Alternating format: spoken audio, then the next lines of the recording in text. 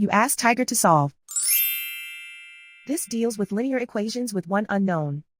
The final result is x equals 11. Let's solve it step by step.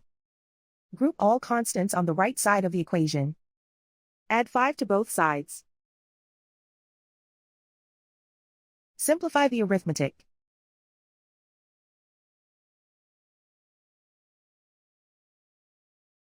Isolate the x. Divide both sides by 3. Simplify the fraction. Find the greatest common factor of the numerator and denominator. Factor out and cancel the greatest common factor. And so the final result is x equals 11.